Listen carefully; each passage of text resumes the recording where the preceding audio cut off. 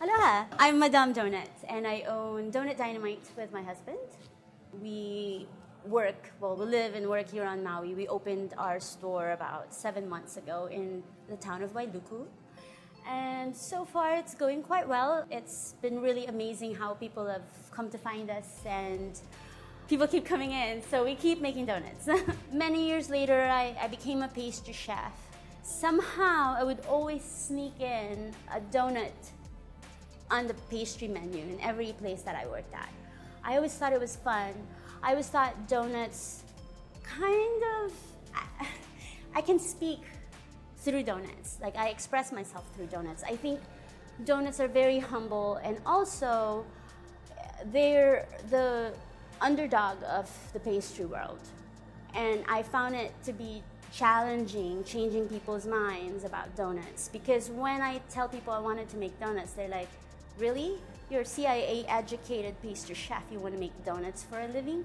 And I say, yeah, because I'm gonna change the world through donuts. I wanted to change people's view of something that could be so simple and humble and not usually regarded as something regal. Actually, we always hear the quote, "Let them eat cake," by Marie Antoinette. But if you actually look at what she had said, in French, she said, "Let them eat brioche." Because brioche is that, as I said, the rich man's bread. It's the Cadillac of all doughs. And I wanted to make the Cadillac of donuts. So brioche donuts it is. When I decided to start a donut business, I thought, we'll make brioche style donuts. Brioche is pretty much in the same family as croissants, which was my first baking project. It's actually called the rich man's bread in the pastry world. It's an enriched dough. It has a lot more eggs and butter than any other dough out there. It's also probably one of the more complicated doughs to make, just because you can't just add everything, mix it all together and step away. It's really an emulsion, if you think about it. You emulsify the butter really well. If you don't, you end up with a really greasy product that tears apart. It's complicated in a way because butter will cut through the gluten that you normally would develop when you're making dough. So to make it perfectly stable gluten-wise, you develop that gluten so it has structure, and then you break it with the butter. That's kind of almost counterproductive, but that is why you carefully add the butter little by little. It's sort of like making a dressing.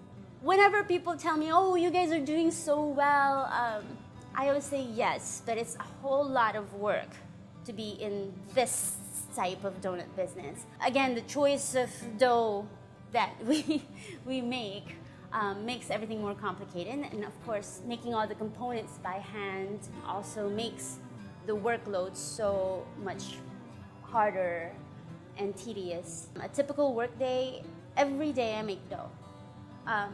Our doughs take about 6 to 8 hours minimum for the initial fermentation.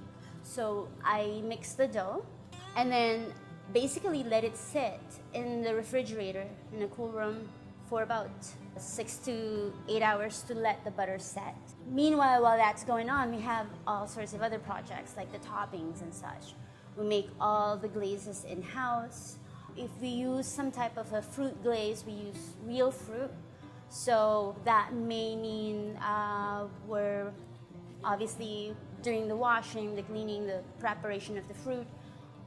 For example, we have a strawberry rose donut. So we take local strawberries from Kula, we puree that, and we don't even cook it, so you have that fresh strawberry flavor. Little things like that, like we make our own handmade sprinkles. That alone takes time, me being on the stove, basically crystallizing sugar to make miniature candies. So the mixing of one type of dough alone takes almost an hour, anywhere between 40 to 50 minutes.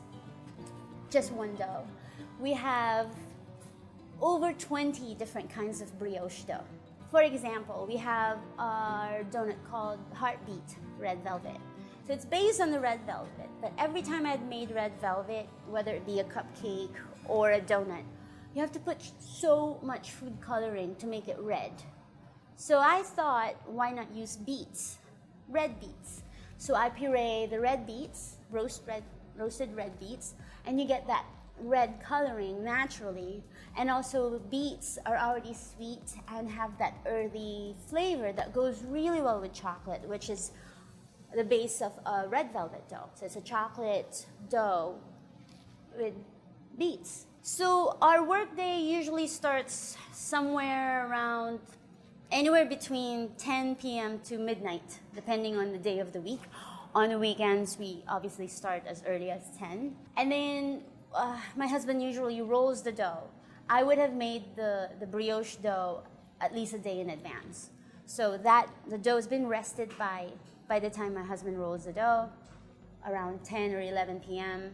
After he rolls them, the doughs have to rest for a few minutes, anywhere between 45 minutes to an hour before we can cut them.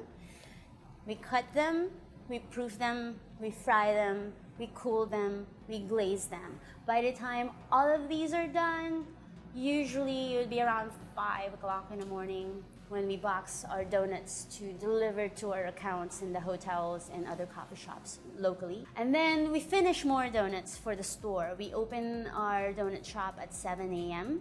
currently. And by then, we really can't produce any more donuts because we need another day to produce more donuts for the afternoons. We hardly sleep.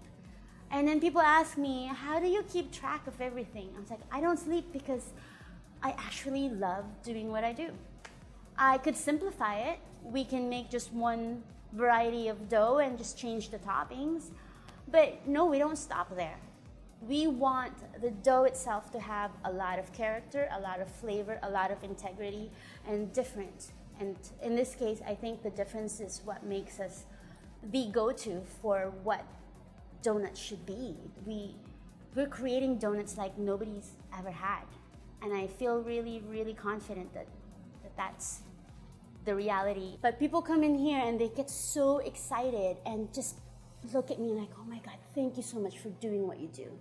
And that's fulfilling. I want people to be excited about what we do, and they are. And we're gonna continue to do what we do until those faces disappear, but they keep coming.